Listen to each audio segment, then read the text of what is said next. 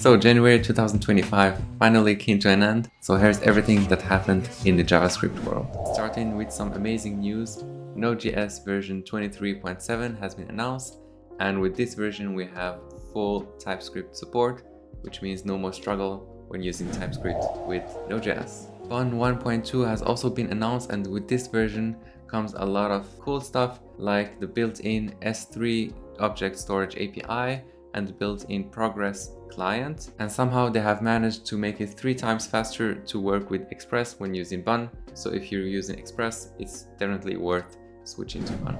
Now with some less exciting news, the React state management library from Meta, Recoil, has been archived, so it's no longer maintained. And the reason for that is that they have laid off the 2 main maintainers who were working on it on the Meta team. Next on the list we have the release of ArkType 2.0. ArkType is a really cool library that you can use for runtime type checking, similar to Zod. And the cool thing about this library is that the syntax is the same as in TypeScript, which makes it really dev friendly.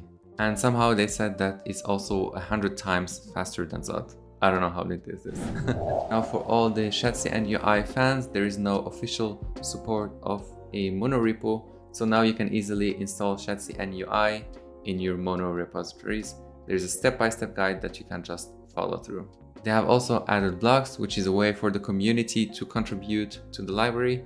So anyone can actually submit their own blocks and they're going to be added to the ShadCN UI webpage. GitHub Issues have also received a lot of cool updates. It's now possible to break down an issue to multiple sub-issues. There's also a built-in issue type, and they have improved the search functionality, making it possible to create complex queries. If you ever struggled with your React components re-rendering randomly, then this one is for you. React Scan 0.1 has just been announced, and with React Scan you can visually see which components have been updated after each click or any interaction. This is going to make it really easy to debug your React components re-rendering. Vitess 3.0 is also out, and with this release it's easier than ever to work with workspaces and also multiple browser configurations. Now if you're someone that likes to write Spring Boot applications in JavaScript, this one is for you.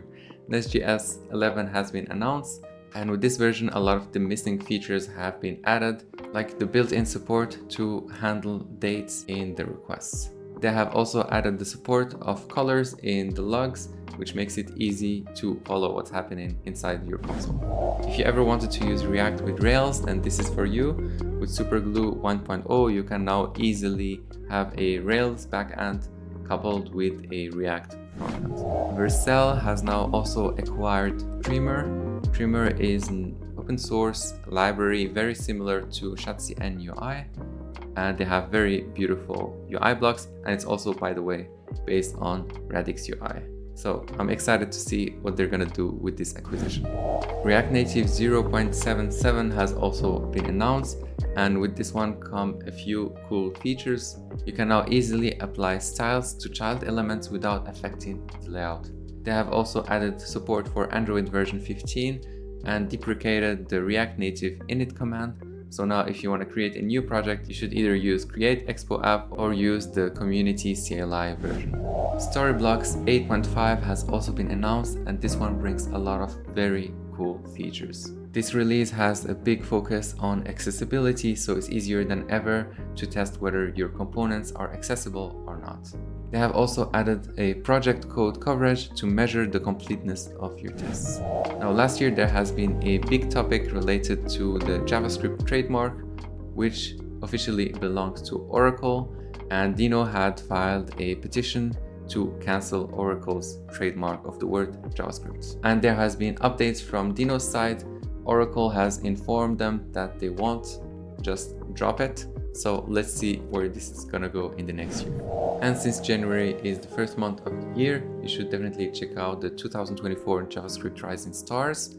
And here we have all the most popular projects in the JavaScript world. So we have front-end, back-end, React, tooling, state management, styling, testing, and much more. There is also a most popular projects overall. On the first place, ShadCN UI by far, and then we have XCali Draw, On the second place and on the third place, have fine. Thanks for watching and see you soon.